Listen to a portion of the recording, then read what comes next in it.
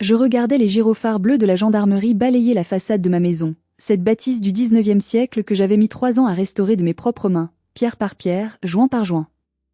Mon père, Ambroise, hurlait au téléphone, sa voix saturant le haut-parleur, me traitant de monstre, de fils ingrat, de traître à la sainte institution familiale.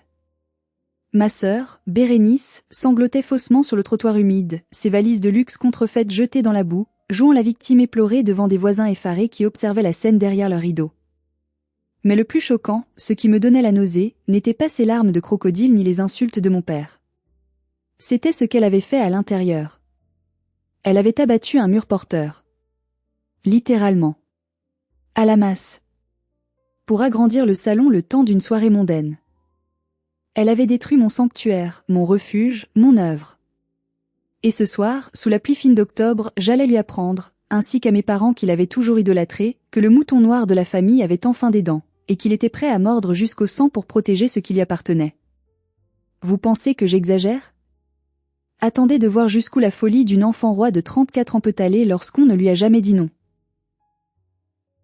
Avant de vous plonger dans ce cauchemar familial qui a failli me coûter ma santé mentale et ma liberté, j'aimerais savoir d'où vous écoutez cette histoire. Dites-moi dans les commentaires votre ville, votre pays, et quelle heure il est chez vous en ce moment. J'adore voir à quel point notre communauté est internationale et solidaire face à l'injustice. Allez, on commence, accrochez-vous. Tout a commencé par un silence. Le genre de silence apaisant, presque sacré, qu'on ne trouve qu'après une journée de travail acharné. J'étais debout au milieu de mon salon, une tasse de café fumant à la main, admirant la lumière dorée du soir qui inondait les murs fraîchement peints en blanc et cru. Je m'appelle Vianney, j'ai 29 ans, et je suis ingénieur logiciel spécialisé dans la cybersécurité. Mais ma véritable passion, ma raison de vivre ces 3 dernières années, a été cette maison. C'est une vieille maison de maître située dans la banlieue calme au nord de Lyon, dans les Monts d'Or. Pas un château, non, mais une demeure avec une âme, des parquets en chêne qui craquent sous les pas et de hauts plafonds ornés de moulures que j'avais patiemment restaurés au pinceau fin. Elle appartenait à ma grand-mère maternelle. J'étais le seul, l'unique membre de la famille à m'être occupé d'elle durant sa longue et douloureuse maladie d'Alzheimer. Pendant que ma sœur Bérénice voyageait à Dubaï, Bali ou Marrakech, trop occupée à se trouver et à dépenser l'argent de ses maris successifs pour changer une couche ou tenir une main tremblante, j'étais là. J'ai essuyé les larmes de grand-mère quand elle ne reconnaissait plus son propre reflet. J'ai écouté ses histoires en boucle.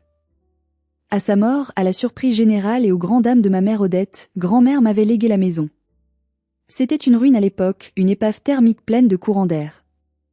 J'y ai investi chaque centime de mes économies. 85 000 € de travaux, sans compter l'huile de coude.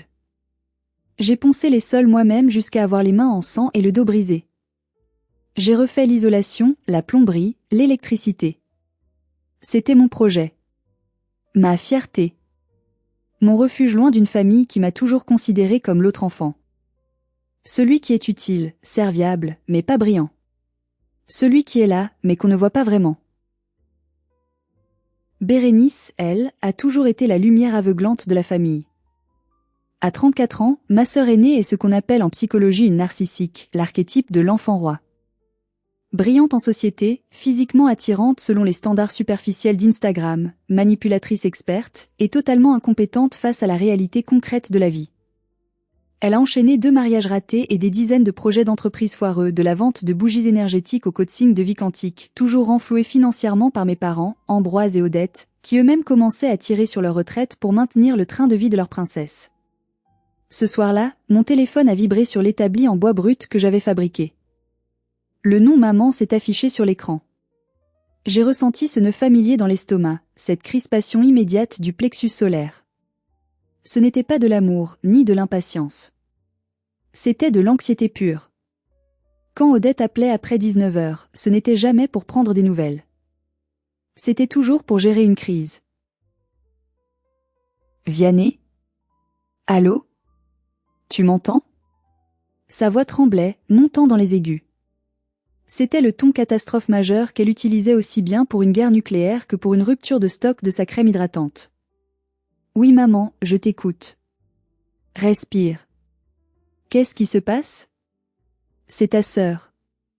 C'est terrible, Vianney. Son mari, ce monstre, l'a mise à la porte. Elle est à la rue. À la rue. Avec le petit Malo. Tu te rends compte? Ton neveu, ton propre sang, sans toi au-dessus de la tête. J'ai soupiré, passant une main lasse sur mon visage. Je connaissais la version réelle. Bérénice n'était pas une victime. Son mari, un type plutôt patient, avait demandé le divorce parce qu'elle avait vidé leur compte commun d'épargne pour acheter des actions dans une pyramide de Ponzi et une collection de sacs à main de luxe, alors qu'ils devaient payer les traites de leur appartement. Elle peut aller à l'hôtel, maman. Ou elle peut venir chez vous, ai-je suggéré, sachant pertinemment la réponse. Chez nous? Tu n'as pas de cœur. Tu sais bien que ton père est en pleine crise de sciatique, il ne peut pas bouger. Comment veux-tu qu'on gère Malo, qui est hyperactif, dans notre 60 mètres carrés? Et l'hôtel? Elle n'a plus un sou. Les comptes sont gelés par la banque. Le piège se refermait. Je sentais les mâchoires de la culpabilité familiale se serrer autour de ma gorge. Vianney, a-t-elle poursuivi, sa voix devenant mielleuse, tu as cette grande maison. Tu vis seul. C'est immense pour un célibataire. C'est indécent d'avoir tant d'espace vide quand ta famille souffre. Je ne suis pas célibataire, maman, Lison elle a la moitié de la semaine. Et je ne vis pas simplement ici, je travaille ici. Mon bureau est mon gagne-pain. Juste pour quelques semaines. Le temps qu'elle se retourne, qu'elle trouve un petit quelque chose. C'est ta sœur, bon sang. Elle est en détresse psychologique. Si tu ne le fais pas pour elle, fais-le pour ton neveu. Malo n'a que 6 ans, il est traumatisé par les cris de ses parents. Tu veux qu'il garde des séquelles? J'ai regardé mon salon impeccable. Mon canapé en velours bleu pétrole que j'avais mis 6 mois à choisir. Mes livres rangés par couleur et par taille.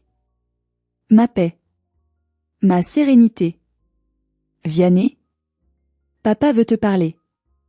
La voix d'Ambroise, mon père, a retenti, lourde, autoritaire, celle du patriarche qui ne tolère aucune contradiction. Écoute-moi bien, fils. On ne laisse pas la famille dehors comme des chiens. Tu as eu la chance inouïe d'hériter de cette maison, une chance que ta sœur n'a pas eue, ce qui est déjà une injustice en soi. C'est le moment de renvoyer l'ascenseur. Quelques semaines. 1 mois maximum. Elle a besoin de soutien, pas de jugement. J'ai fermé les yeux. Je savais que si je refusais, je serais le paria pour les 10 prochaines années. 1 mois. Pas un jour de plus, ai-je dit, la gorge serrée, sentant que je signais un pacte avec le diable. Et elle respecte mes règles. Promis, a dit mon père, son ton s'adoucissant immédiatement. Elle arrive demain matin. Tu es un bon fils, Vianney. Je savais qu'on pouvait compter sur toi. J'ai raccroché. Le silence était revenu dans la maison, mais il n'était plus apaisant. Il était lourd, chargé d'une menace invisible, comme l'air avant un orage violent. J'ai regardé les murs que j'avais peints avec tant d'amour. J'avais l'impression d'avoir invité un loup affamé dans la bergerie. Mais je me trompais lourdement. Ce n'était pas un loup. C'était une tornade, un ouragan dévastateur. Et elle allait tout raser sur son passage. Partie 2, l'invasion silencieuse et toxique. Nombre de mots, 1250 CTA. Aucun. Le lendemain matin, à 9 heures précises, une voiture de taxi s'est garée devant mon portail en fer forgé que j'avais passé 2 semaines à décaper. Bérénice en est descendue non pas comme une réfugiée en détresse, mais comme une star de cinéma incognito en visite dans un pays du tiers-monde. Lunettes de soleil énormes couvrant la moitié de son visage, écharpe en soie de marque, et une expression de dégoût profond en regardant le gravier de mon allée qui risquait d'abîmer ses talons aiguilles. Malo, mon neveu de 6 ans, a jailli de la voiture comme un boulet de canon, une tablette à la main, hurlant quelque chose d'incompréhensible à propos d'un jeu vidéo, sans même un regard pour moi ou pour la nature environnante. Le chauffeur de taxi, l'air épuisé, a commencé à sortir les bagages. Une valise. 2. 3. 4 valises énormes, rigides, brillantes. Plus 3 sacs de voyage souples. Pour quelques semaines. Vianney. Chérie. Bérénice m'a embrassé sur les 2 joues, l'air détaché, laissant une traînée grasse de fond de teint orange sur le col de ma chemise blanche. Elle sentait un parfum capiteux, lourd, trop sucré, un mélange de vanille synthétique et de musc qui a immédiatement agressé mes narines habituées à l'odeur du café et de la cire à bois. C'est charmant, a-t-elle dit en entrant dans le hall, scannant l'espace non pas avec gratitude, mais avec un œil critique, presque clinique. Un peu rustique, non? Tu devrais vraiment changer ces luminaires, ça fait très maison de campagne de grand-père. Et ce carrelage, c'est d'origine? C'est un peu froid. Bonjour à toi aussi, Bérénice. Bienvenue chez moi. La chambre d'amis est à l'étage, au fond à droite. J'ai préparé les lits. Ah, super. Le chauffeur va monter les valises. Malo. Ne touche pas à ça. Ou si, vas-y, amuse-toi mon ange. L'invasion a commencé subtilement, par petites touches, comme une gangrène. Le premier soir, j'ai retrouvé Malo sautant à pieds joints sur mon canapé neuf en velours. Il avait encore ses chaussures de sport, couvertes de boue séchée. Bérénice. Ai-je appelé, sentant mon rythme cardiaque s'accélérer. Elle est sortie de la cuisine, un verre de mon meilleur Saint-Émilion grand cru à la main, une bouteille que je gardais pour une occasion spéciale, qu'elle avait ouverte sans demander, brisant le bouchon au passage. Quoi? Pourquoi tu cries comme un putois? Tu vas stresser le petit, il est hypersensible. Il a ses chaussures sur le velours. C'est un canapé italien à 2000 €, Bérénice. Elle a levé les yeux au ciel, buvant une gorgée de mon vin. Oh, détends-toi. C'est un enfant. Il a besoin d'exprimer son énergie motrice. Et puis, c'est du matériel, Vianney. Tu es tellement matérialiste, c'est triste. C'est juste un canapé. L'épanouissement de mon fils vaut plus que ton tissu précieux. J'ai serré les dents si fort que ma mâchoire a craqué. J'ai fait descendre Malo moi-même, calmement mais fermement. Il m'a tiré la langue et m'a traité de patate pourrie, une insulte qu'il avait sans doute apprise à l'école ou de sa mère. Mais le véritable coup de poignard, la première violation majeure de mon territoire, est arrivé 3 jours plus tard. Je travaille à domicile 2 jours par semaine. J'ai un bureau aménagé au rez-de-chaussée, une pièce sacrée. C'est un espace lumineux avec une grande baille vitrée donnant sur le jardin et mes rosiers. J'y ai installé mes 3 écrans haute résolution, mes serveurs personnels, mes plans d'architecture logicielle étalés sur une grande table d'architecte. C'est mon cockpit, le cerveau de ma vie professionnelle. Ce matin-là, en descendant avec mon café, prêt à commencer une journée de codage intense, j'ai trouvé la porte de mon bureau fermée.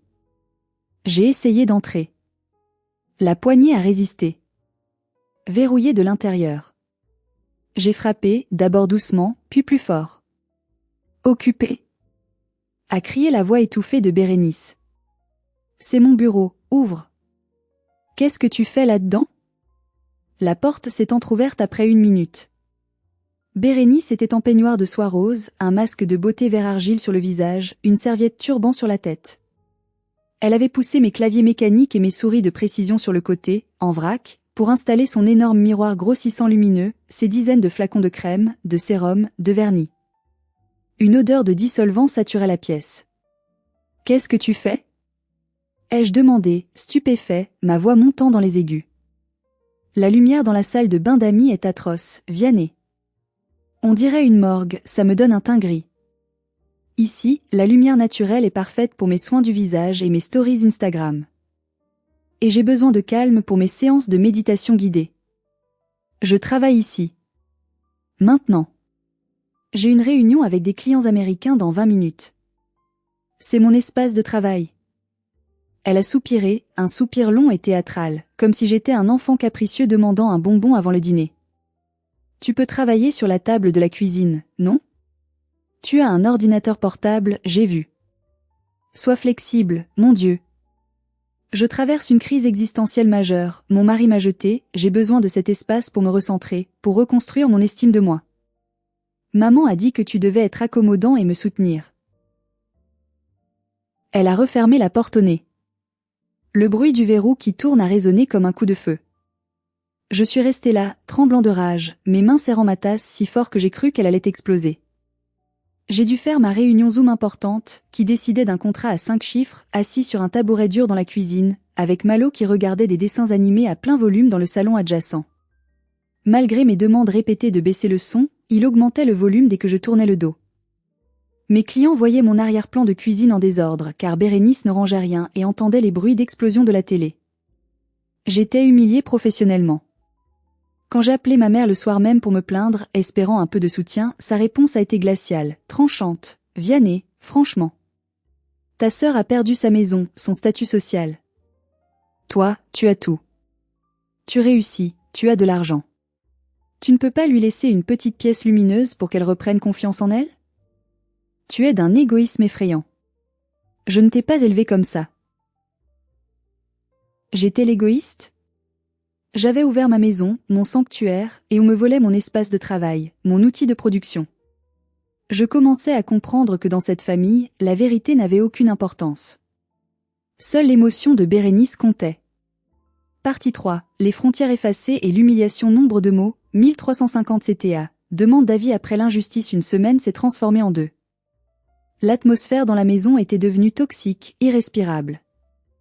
L'air ne sentait plus le café frais et la lavande du jardin, mais un mélange esséurant de vernis à ongles, de tabac froid. Elle fumait à la fenêtre de sa chambre malgré mon interdiction formelle, et de nourriture grasse. Bérénice commandait sans cesse des plats livrés, sushis, pizza, burgers gourmets et laissait les emballages traîner partout. Avec quel argent payait-elle? Je l'ignorais, mais je soupçonnais qu'elle utilisait la carte de crédit de nos parents, ou qu'elle creusait encore sa dette. Le week-end est arrivé, et avec lui, Lison. Lison est ma fiancée depuis 2 ans. Elle est graphiste freelance, une femme douce, intelligente, créative, qui a ce calme olympien qui m'apaise habituellement. Quand elle est entrée dans la maison ce vendredi soir, elle s'est figée sur le paillasson. Le salon était un capharnaüm indescriptible. Des jouets en plastique partout, des vêtements de Bérénice jetés sur les fauteuils, des cartons de pizza vides empilés en tour de Pise sur la table basse en chêne massif que j'avais huilé moi-même. « Bonsoir » a dit Lison, hésitante, sa voix trahissant son choc.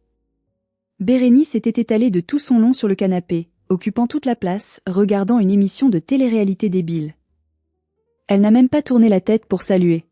« Ah, tu es là. J'espère que tu n'as pas prévu de cuisiner des trucs bizarres qui sentent fort, genre curry ou poisson. J'ai l'estomac fragile en ce moment à cause du stress. » Lison m'a jeté un regard inquiet, ses yeux s'écarquillant, mais elle a gardé le sourire par politesse. « Salut Bérénice.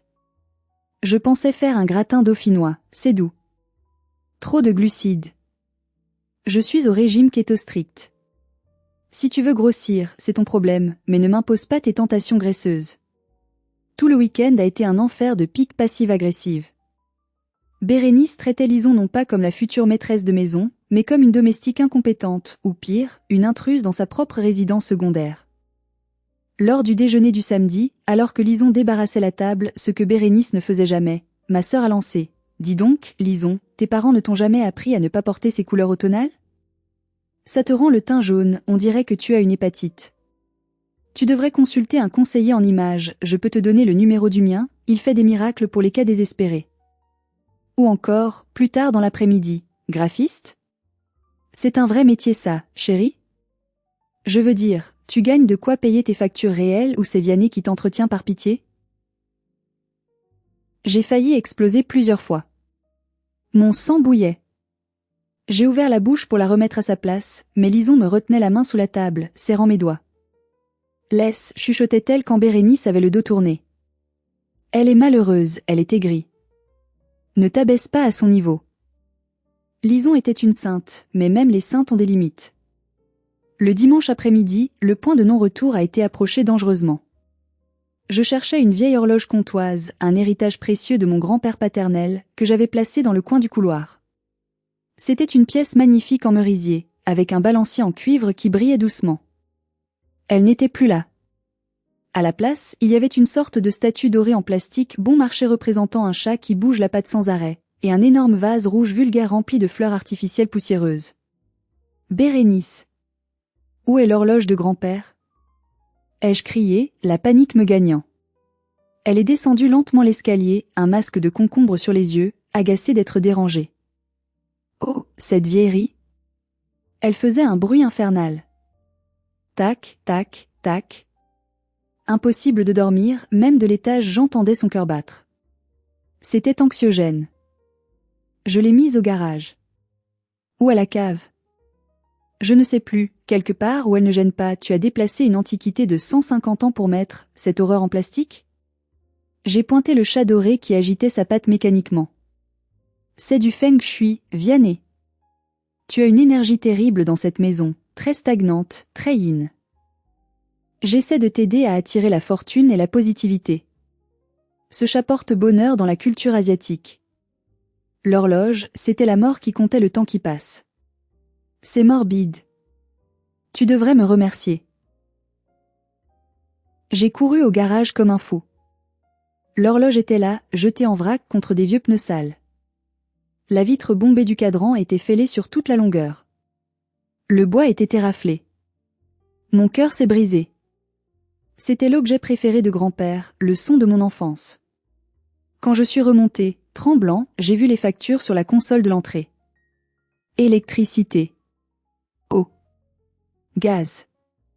Elles avaient triplé. Littéralement triplé. Bérénice prenait 2 bains brûlants par jour. Elle laissait le chauffage à 25 degrés avec les fenêtres ouvertes pour aérer les mauvaises ondes.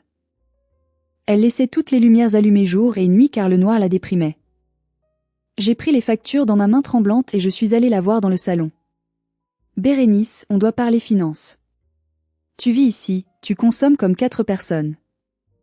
Je veux que tu paies la moitié de l'augmentation des charges. Ça fait environ 200 € pour le mois.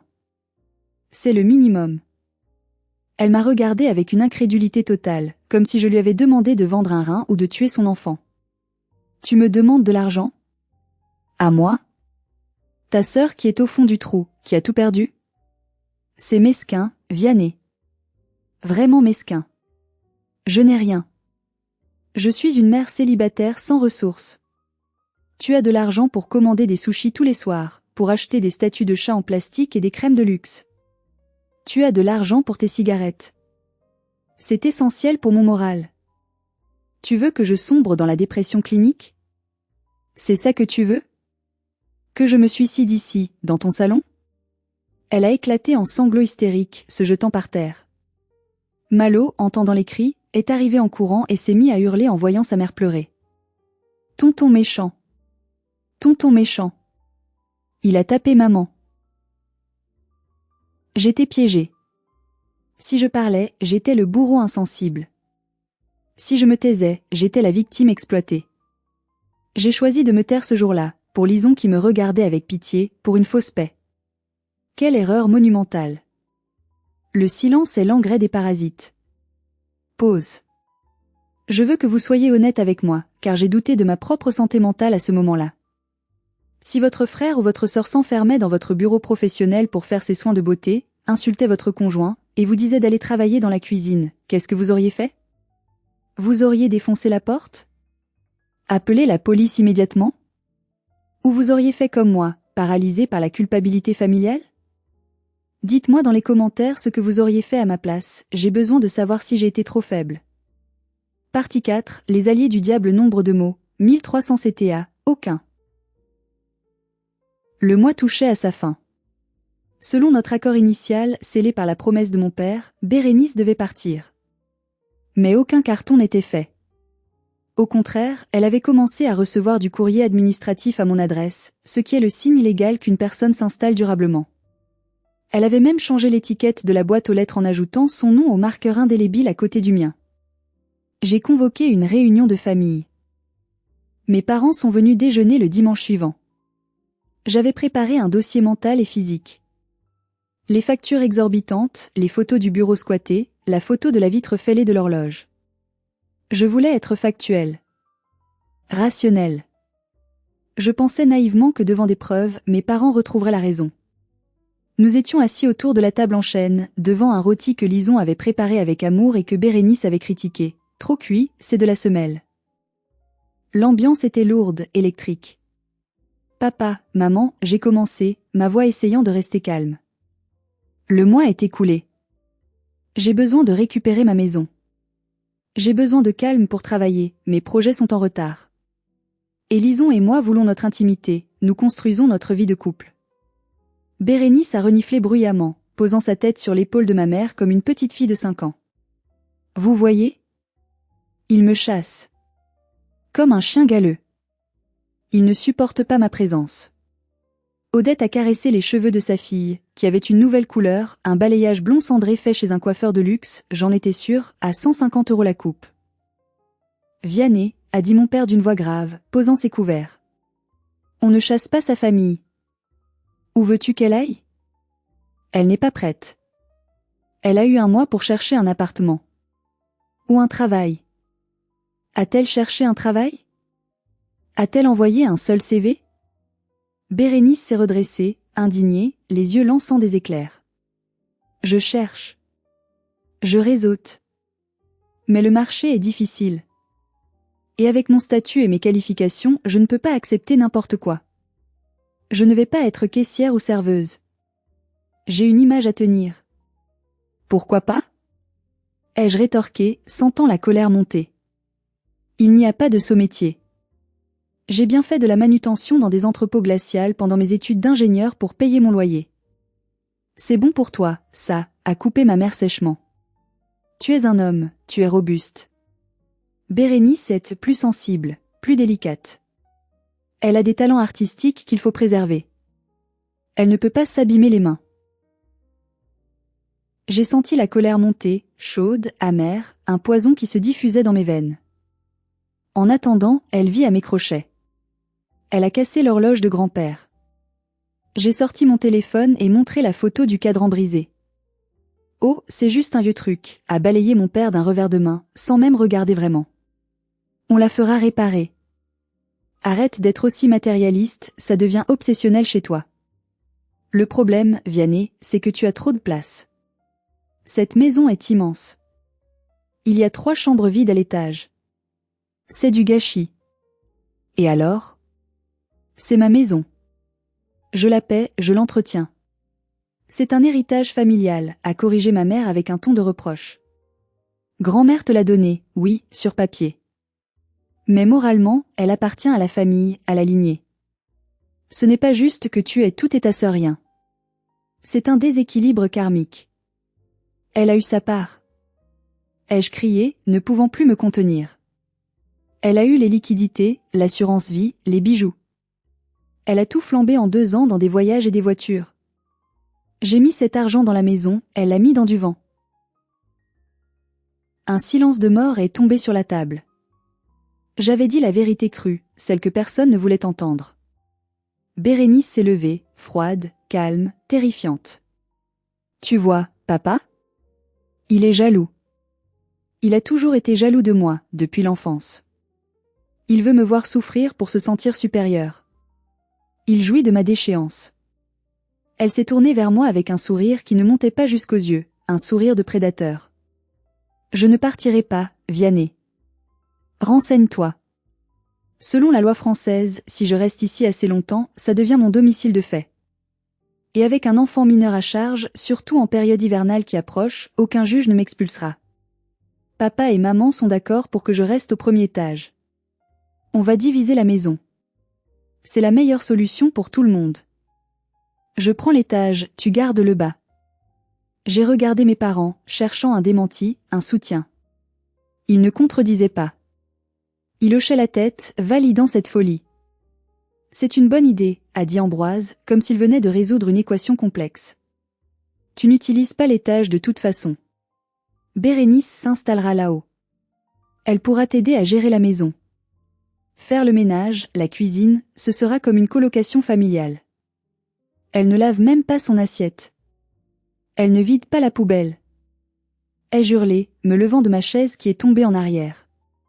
Ça suffit. A tonné mon père, tapant du poing sur la table. C'est décidé. On ne mettra pas ta sœur dehors. Si tu n'es pas content, c'est toi qui as un problème de cœur et d'ego. Tu nous déçois énormément, Vianney. On pensait t'avoir mieux élevé que ça, dans le partage et la solidarité chrétienne. Ils sont partis le soir même, me laissant avec une Bérénice triomphante qui fredonnait en rangeant ses crèmes dans la salle de bain du haut. Elle avait gagné. Elle avait transformé mes parents en complices de mon propre dépouillement. Ce soir-là, je n'ai pas dormi. J'ai écouté les bruits de pas au-dessus de ma tête. Elle déplaçait des meubles. Elle s'installait. Je l'entendais rire au téléphone. J'ai compris alors que la gentillesse ne me sauverait pas. La logique ne me sauverait pas. Il ne jouait pas selon les règles de la décence ou de la loi. Il jouait selon les règles du parasite, prendre jusqu'à ce que l'hôte meure ou se défende violemment. Il fallait que l'hôte devienne toxique. Il fallait que je prépare ma défense, car l'attaque finale allait arriver, je le sentais dans mes os. Partie 5, la goutte d'eau, le massacre. Nombre de mots, 1600 CTA, aucun. L'opportunité, ou plutôt la catastrophe nucléaire que je redoutais, s'est présentée 2 semaines plus tard. Je devais impérativement partir à Marseille pour un congrès de cybersécurité de 3 jours. C'était inévitable, ma présence était requise pour présenter un nouveau logiciel. J'avais sécurisé ma chambre à coucher avec une serrure à code, mis un cadenas sur la porte de mon bureau, que j'avais réussi à récupérer après une guerre de tranchées, et caché mes objets de valeur, mes montres et les bijoux de Lison, chez elle. Ne t'inquiète pas, petit frère, m'avait dit Bérénice avec un sourire mielleux qui aurait dû m'alerter. Je vais garder le fort. Profite du sud, bois un pastis pour moi. Malo sera sage comme une image. Je suis parti la boule au ventre, l'esprit inquiet. Pendant 2 jours, Bérénice n'a pas répondu à mes appels. Tout va bien, on dort, Malo joue au parc. Des réponses SMS laconiques, trop brèves. Le 3e jour, ma conférence de l'après-midi a été annulée. J'ai pris le premier TGV pour Lyon, arrivant 4 heures plus tôt que prévu. Je n'ai prévenu personne. J'avais un mauvais pressentiment, une intuition viscérale, animale, que quelque chose clochait. Comme si ma maison m'appelait à l'aide. Je suis arrivé chez moi vers 20 heures. La nuit était tombée, une bruine froide enveloppait la ville. Dès le bout de la rue, j'ai entendu la musique. Des basses lourdes, sourdes, qui faisaient vibrer l'air. Boum. Boum. Boum. En approchant, j'ai vu le carnage. Il y avait des voitures garées partout. Sur le trottoir. Devant le portail ouvert. Et pire, sur ma pelouse. 2 voitures, une Mini Cooper et une Audi, étaient garées directement sur mes massifs de fleurs, écrasant mes hortensias et mes lavandes que j'avais mis tant de mal à faire pousser. Les traces de pneus avaient labouré l'herbe transformée en boue. J'ai couru vers la porte d'entrée. Elle était grande ouverte. L'odeur m'a frappé en premier, bien avant la vue, un mélange âcre de cigarettes alors que c'est une maison non-fumeur, de cannabis, d'alcool renversé et de sueur. Mon salon était plein de gens que je ne connaissais pas. Une 30aine de personnes. Des gens habillés de façon boho chic, le genre d'amis superficiels et prétentieux que Bérénice fréquentait quand elle avait de l'argent. Ils buvaient mon vin, fumaient sur mes tapis persans, riaient fort. Quelqu'un a écrasé une cigarette sur le parquet en chêne. Sur le parquet. Mais ce n'était rien, absolument rien, comparé à ce que j'ai vu en avançant vers le fond de la pièce. Je me suis figé. Mon cerveau refusait de traiter l'information. C'était trop gros, trop absurde. Le mur. Le mur qui séparait le salon de mon bureau. Ce n'était pas une simple cloison en placo. C'était un mur semi-porteur en briques anciennes, que j'avais prévu de renforcer l'année suivante, mais qui définissait les espaces et soutenait une partie de la mezzanine. Il y avait un trou béant dedans. Un trou irrégulier, d'environ 2 mètres de large, au bord déchiqueté. La poussière de briques rouges et de plâtre recouvrait tout comme une neige apocalyptique, mes ordinateurs, mes serveurs, mes dossiers, mes écrans. Bérénice était là, au milieu du désastre, une coupe de champagne à la main, riant aux éclats avec un homme grand portant une écharpe rouge et tenant une masse de chantier. Surprise. A-t-elle crié en me voyant, sa voix pâteuse, visiblement éméchée. Regardez qui est là. Le propriétaire terrien est rentré plus tôt. La musique s'est arrêtée un instant. Les regards se sont tournés vers moi. J'étais trempé par la pluie, ma valise à la main, le visage blême. « Qu'est-ce que tu as fait ?» ai-je murmuré. Ma voix était si basse, si étranglée par le choc que personne ne l'a entendue. Bérénice s'est approchée, titubant légèrement, un grand sourire aux lèvres. « On a ouvert l'espace, chérie. » C'était trop étriqué, trop bourgeois coincé. Gauthier ici présent, elle a désigné l'homme à la masse, est un architecte d'intérieur visionnaire. Il a dit que ça ferait un loft new-yorkais incroyable, un open space convivial pour la circulation des énergies. On a fait ça cet après-midi, c'était tellement fun. Une démolition partie. On s'est défoulé. Mon bureau. J'ai lâché ma valise et j'ai enjambé les gravats pour entrer dans ce qui restait de mon bureau. C'était Tchernobyl. Un seau à champagne en argent, le mien, rempli de glace fondue et d'eau avait été posé, sur ma tour centrale, mon PC principal. L'eau avait débordé. Elle avait coulé dans les aérations. La machine, qui coûtait à elle seule 4 000 €, était éteinte, morte. Des années de données. Des projets clients non sauvegardés sur le cloud depuis 48 heures. Oh, détends-toi, a dit l'homme à la masse, Gauthier, en voyant mon regard fixé sur l'ordinateur. C'est juste du matériel. On vit l'instant présent, mec. L'art, c'est la destruction créatrice. Quelque chose s'est brisé en moi. Ce n'était pas de la colère chaude. C'était quelque chose de plus froid, de plus sombre, de définitif. C'était la fin de l'espoir. La fin de l'amour fraternel. La fin de l'enfant qui cherchait l'approbation de ses parents. En voyant ce mur détruit, j'ai su que le mur entre nous était désormais infranchissable. Je n'ai pas crié. Je n'ai pas frappé Gauthier, même si j'en avais une envie meurtrière. J'ai sorti mon téléphone. J'ai commencé à filmer. Le mur, l'ordinateur inondé, la masse posée au sol, les visages des invités, les joints qui circulaient, les bouteilles vides. Qu'est-ce que tu fais? Tu casses l'ambiance, arrête de filmer. A ricané Bérénice en essayant de mettre sa main devant l'objectif. J'ai reculé et j'ai composé le 17. Gendarmerie nationale, j'écoute. Bonsoir. Je suis Vianney, propriétaire au 12 rue des Lilas. Je souhaite signaler une intrusion, un vandalisme grave avec destruction de structures immobilières, et une réunion illégale avec consommation de stupéfiants à mon domicile. Il y a environ 30 personnes. Oui, je suis sur place. La situation est volatile. Je crains pour ma sécurité physique face aux intrus. Bérénice a écarquillé les yeux, réalisant soudain que ce n'était pas une blague. Tu appelles les flics? Contre ta sœur? Contre tes amis? Elle a essayé de m'arracher le téléphone. Je l'ai repoussé fermement, sans violence, mais avec une force qu'elle ne me connaissait pas, tout le monde dehors. Maintenant. Ou vous finissez tous en garde à vue pour complicité de vandalisme. Les invités, voyant mon visage de marbre et entendant le mot gendarmerie, ont commencé à s'enfuir comme des rats quittant un navire en train de couler. Ils prenaient leurs vestes, leurs sacs, bousculant les meubles. Vous ne partez pas. A hurlé Bérénice, paniquée. C'est chez moi aussi. Il bluffe. Il n'osera pas. Restez. On n'a pas fini le champagne.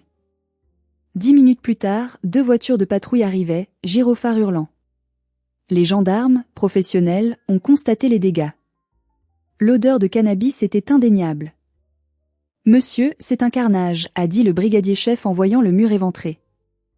On dirait un chantier de démolition. Qui a fait ça? J'ai pointé Bérénice, qui s'était affaissée sur le canapé, pleurant maintenant pour de bon. Elle. Et cet homme, Gauthier, qui s'est enfui. Je veux porter plainte immédiatement pour destruction de propriété privée, dégradation volontaire et mise en danger de la vie d'autrui, car le plafond aurait pu s'effondrer. Mais c'est mon frère. A-t-elle hurlé alors qu'il lui demandait ses papiers. J'habite ici. J'ai le droit de décorer. Décorer n'est pas abattre un mur porteur, madame, a répondu le gendarme sèchement. Vous avez un bail? Votre nom est sur l'acte de propriété? Non, mais c'est la maison de famille. Monsieur nous dit que vous êtes hébergé à titre gratuit temporaire. En détruisant la structure de la maison sans autorisation, vous commettez un délit grave. Cette nuit-là, la fête s'est terminée au poste. Malo dormait à l'étage, Dieu merci, il avait un sommeil de plomb et n'avait rien vu. J'ai appelé Lison pour qu'elle vienne le chercher en urgence et l'emmène chez elle. Je ne voulais pas qu'il assiste à la guerre, ni qu'il soit confié aux services sociaux pendant l'audition de sa mère. Bérénice a été emmenée, interrogée, puis relâchée tard dans la nuit avec une convocation devant le tribunal. Quand elle est revenue vers 3h30 du matin, en taxi, elle a trouvé la porte close. J'avais appelé un serrurier d'urgence, un service de nuit hors de prix. J'avais payé 450 € pour changer les barillets de toutes les portes. Elle a tambouriné comme une folle. Ouvre. Ouvre, espèce de malade. Où est mon fils? Je vais te tuer. J'ai ouvert la fenêtre de l'étage. La pluie tombait toujours. Malo est en sécurité chez Lison. Tu le récupéreras demain via nos parents. Toi, tu ne rentres plus. Jamais. Mes affaires sont dedans. Mes vêtements. Je te les ferai passer par la fenêtre demain dans des sacs poubelles. Si tu touches encore à ma porte, je rappelle les gendarmes pour harcèlement. Tu as détruit ma maison, Bérénice. C'est fini. Tu as brûlé ton dernier pont. Elle est restée là, sous la pluie, à hurler à la lune, à appeler papa et maman. C'était la fin de l'innocence. Partie 6, ultimatum et guerre juridique totale. Nombre de mots, 1250 CTA. Aucun. Le lendemain matin a été l'apocalypse téléphonique. Mon téléphone, que j'avais mis en mode silencieux pour pouvoir dormir 2 heures, affichait 42 appels manqués. Mon père m'avait laissé 10 messages vocaux, une gradation terrifiante dans la violence verbale, allant de la supplication, sois raisonnable, retire ta plainte, à la menace pure, je vais te déshériter, tu n'auras plus rien, tu seras mort pour nous. Ma mère pleurait simplement en boucle, disant que j'avais brisé la famille et que j'avais envoyé ma propre sœur en prison. Je n'ai répondu à aucun appel. Le temps de la discussion était révolu. J'étais passé en mode survie. J'ai rédigé un email groupé, froid, juridique, envoyé à mes parents et à Bérénice. Objet, cessation immédiate d'hébergement et demande de dédommagement. Suite aux actes de vandalisme majeur, murs abattus, dégâts des eaux sur matériel professionnel critique, dégradation des sols, commis par Bérénice Le, estimé provisoirement à 18 500 €, son hébergement prend fin immédiatement. Malo sera déposé chez vous, les grands-parents, à midi par Lison. Ses affaires sont disponibles devant mon garage dans des sacs étanches. Toute tentative d'entrer chez moi sera considérée comme une violation de domicile et traitée comme telle par les forces de l'ordre. Je maintiens ma plainte. J'ai envoyé Lison déposer Malo. Je ne pouvais pas affronter mes parents sans risquer de commettre l'irréparable. Lison m'a raconté la scène. Ma mère l'attendait sur le pas de la porte, le visage ravagé. Comment a-t-il pu appeler la police contre sa sœur? Elle a un casier judiciaire maintenant. Elle est fichée. C'est une honte pour la famille. Elle a un casier parce qu'elle a détruit sa maison, Odette, a répondu Lison avec un calme que j'admirais. Regardez les photos. Lison leur a tendu une enveloppe avec les photos imprimées du désastre. Ma mère a repoussé sa main. Je ne veux pas voir. Un mur, ça se répare. Une famille, ça ne se répare pas. Vianney est riche, il a des assurances. Elle n'a rien. Il a jeté à la rue comme une malpropre sous la pluie. Elle a essayé de transformer son bureau en loft pour ses amis drogués. Elle a détruit son outil de travail. C'était une erreur de jugement. Elle voulait bien faire, elle voulait moderniser. Elle a toujours eu beaucoup de goût. J'ai réalisé à cet instant, en écoutant le récit de Lison, qu'il n'y avait aucun espoir de réconciliation. Même si Bérénice avait mis le feu à la maison avec moi dedans, il m'aurait reproché de ne pas avoir eu d'extincteur et d'avoir sali son briquet. Il vivait dans une réalité alternative où Bérénice était la reine martyre et moi le valet rebelle. La semaine suivante a été une bataille procédurale intense. J'ai fait venir un huissier de justice pour faire un constat officiel. J'ai fait faire des devis par 3 entrepreneurs. La facture totale s'élevait à 18 500 €, reconstruction du mur en briques anciennes, reprise du plafond, peinture, ponçage du parquet brûlé, remplacement du matériel informatique et tentative de récupération de données en laboratoire. Bérénice, bien sûr, était insolvable. Elle vivait du RSA et des allocations. Mais mes parents ne l'étaient pas. Ils avaient une maison payée, des économies pour leur retraite. Et j'ai découvert une faille juridique grâce à mon avocat. Dans un échange de mails au tout début de cette histoire, mon père avait écrit imprudemment « Je prends la responsabilité financière et morale de son comportement, laisse-la venir, je me porte garant ». Mon avocat a envoyé une mise en demeure cinglante. Soit il payait les réparations à l'amiable, soit je les traînais tous au tribunal civil, en plus du pénal pour Bérénice. Mes parents ont dû casser leur pelle, plan épargne-logement, qu'ils gardaient depuis 20 ans. Ils ont dû virer 18 500 € sur le compte Carpa de mon avocat pour éviter que Bérénice ne soit traînée plus bas dans la boue et ne perde potentiellement la garde de Malo. Son ex-mari, apprenant l'histoire, était prêt à bondir. Ils ont payé. Mais avec chaque euro versé, leur haine pour moi grandissait de façon exponentielle. Ils ont répandu des rumeurs horribles dans toute la famille élargie. Oncle, tante, cousin. J'étais le fils ingrat, le tyran psychopathe qui avait piégé sa sœur vulnérable. qui l'avait poussé à bout pour avoir un prétexte de l'expulser. J'ai reçu des lettres d'insultes de cousins que je n'avais pas vus depuis 10 ans. Je m'en fichais. J'avais Lison. J'avais ma maison, en travaux, de nouveau, pleine de poussière mais libre. Et j'avais une dernière carte à jouer. Une carte maîtresse que grand-mère m'avait donnée et dont personne, absolument personne, ne soupçonnait l'existence.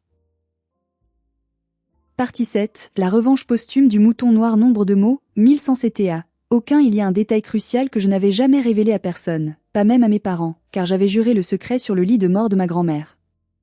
Ma grand-mère n'était pas naïve. Elle aimait Bérénice, c'était sa petite fille, mais elle voyait clair dans son jeu depuis des années. Elle savait que Bérénice était incapable de gérer de l'argent, qu'elle était un panier percé, et que mes parents étaient ses énablés, facilitateurs, qui l'empêchaient de grandir. Dans son testament, il y avait une clause secrète, gérée par un notaire de confiance à Lyon, Maître Dupont. Grand-mère avait laissé un fonds de la dernière chance pour Bérénice. Une somme de 40 000 €, issue de la vente de bijoux anciens. Cette somme était bloquée sur un compte séquestre pendant 5 ans après sa mort. Les conditions de ce legs étaient strictes et prophétiques. Bérénice ne devait pas connaître l'existence de ce fonds avant la date d'échéance des 5 ans, pour l'obliger à apprendre à vivre sans filet. Si, durant ces 5 années, Bérénice commettait un acte illégal grave, était condamnée par la justice pour des faits de malhonnêteté, de vol ou de vandalisme, le fonds serait immédiatement annulé. Si le fonds était annulé, l'argent irait intégralement à une association caritative qu'elle chérissait, la SPA, Société protectrice des animaux, de Lyon. La condamnation de Bérénice pour dégradation volontaire de biens privés en Réunion, car oui, la procédure pénale a suivi son cours, le procureur n'ayant pas classé l'affaire malgré le paiement des parents, a été actée 3 mois après l'incident. Elle a écopé de travaux d'intérêt général et d'une amende avec sursis. C'était une condamnation pénale inscrite au casier B2. Le jour où le notaire a convoqué la famille, 6 mois après l'incident du mur, je n'y suis pas allée. Je ne voulais pas voir leur visage. J'ai envoyé mon avocat pour me représenter. On m'a raconté la scène en détail. C'était savoureux. Bérénice pensait qu'elle allait enfin toucher un héritage caché, peut-être des parts de la maison. Elle jubilait, elle avait même acheté une nouvelle robe pour l'occasion, sans doute à crédit. Mes parents étaient là, le visage fermé, espérant secrètement que cet argent inattendu rembourserait ce qu'ils avaient payé pour mes réparations et renflouerait leur compte vide. Le notaire, un homme austère, a lu la clause testamentaire de la grand-mère. Il y a eu un moment de silence stupéfait. 40 000 €. C'était une fortune pour eux à ce moment-là. Bérénice a commencé à sourire, calculant déjà les voyages qu'elle allait faire. Puis le notaire a toussé, ajusté ses lunettes et a sorti un autre document, le jugement du tribunal correctionnel concernant la destruction de mon mur. Il a lu la condition résolutoire, en cas de condamnation pour vandalisme.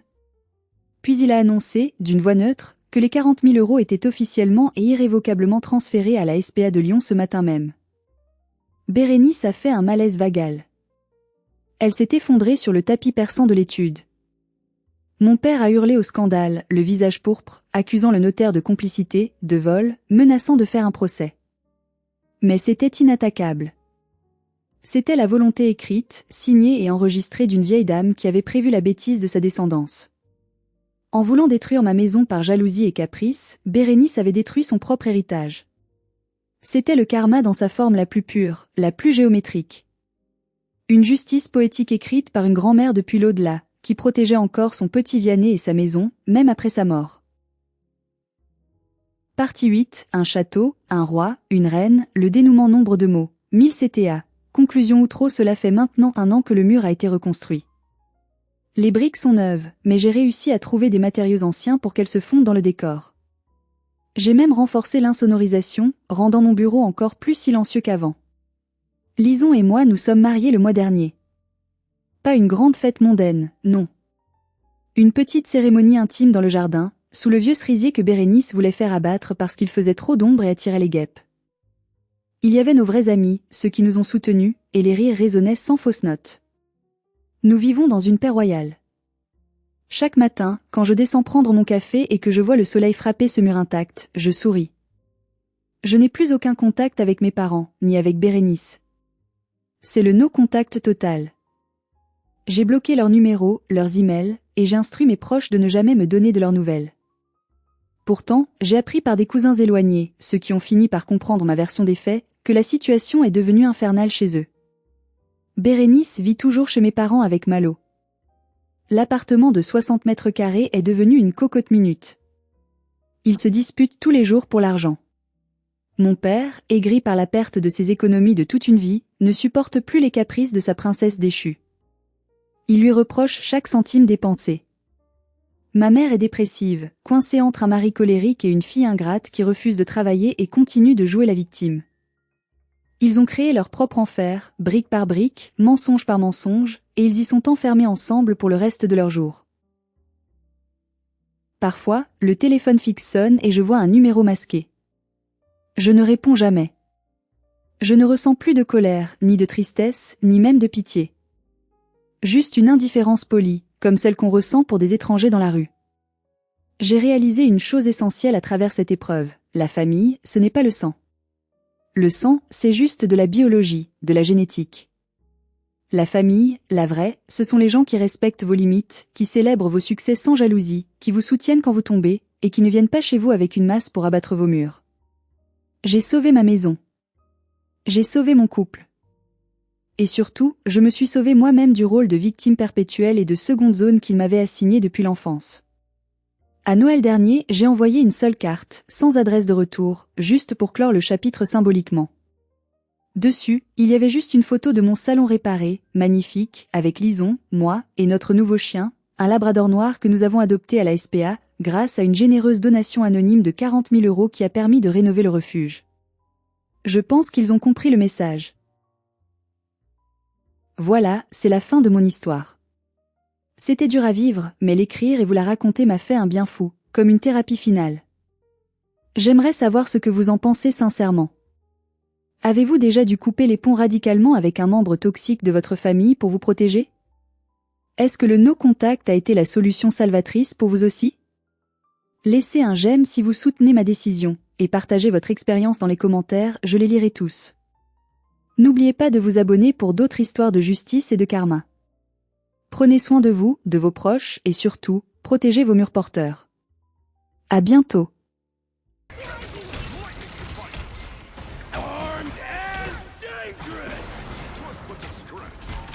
Tommy. I don't wear a pad.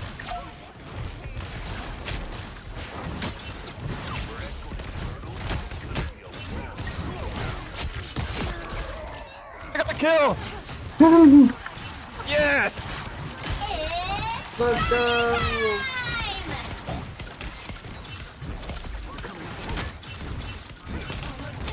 What a lame spider hole.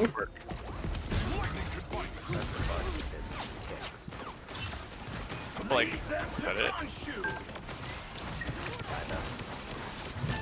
Oh! Bitch! Leave me alone. Get it! Get the shark! Urgh. I can't hit it. No, it's out of spawn now. I died. Dude, they kept following me. Because they know you're a threat. Yep. Because I'm pretty. Pretty cool. So much for maximum effort. Sorry. Got him.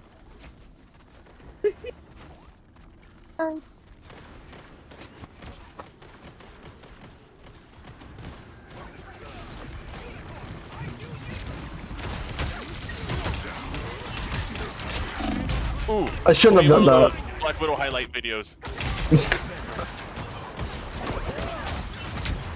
Dang it! No, I was just loud. Black Widow montage. Yes.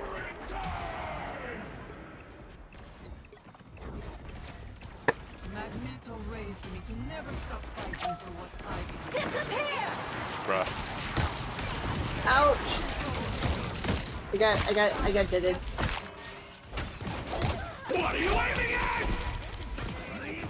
What are you aiming at?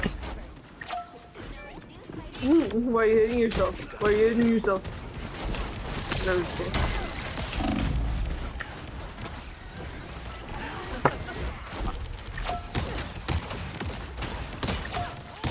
I'm talking about a montage. I just need like 5 boxes, I think. It's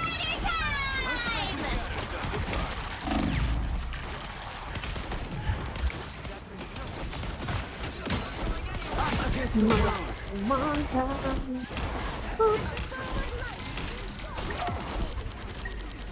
reason why they're losing is they are losing. I almost.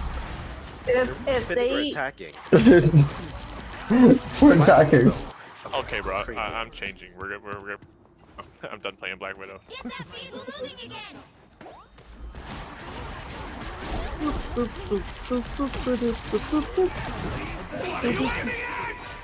What are you aiming at? What? holy shit, fuck, man. Dumbass. We're going. No, we're the attackers. Yeah, I said you said that. Well, I didn't. That's it. Don't let anything stand Yeah, in get your away. way. We'll get them.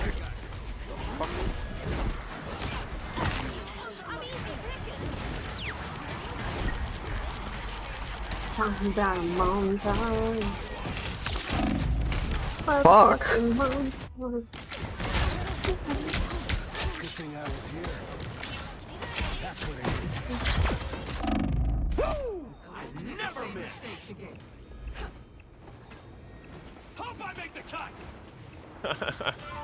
Hope I make the cut. Holy shit, there's so much going on right What's going now. on? I have no idea what's I going on. know. When did Adam Warlock get here?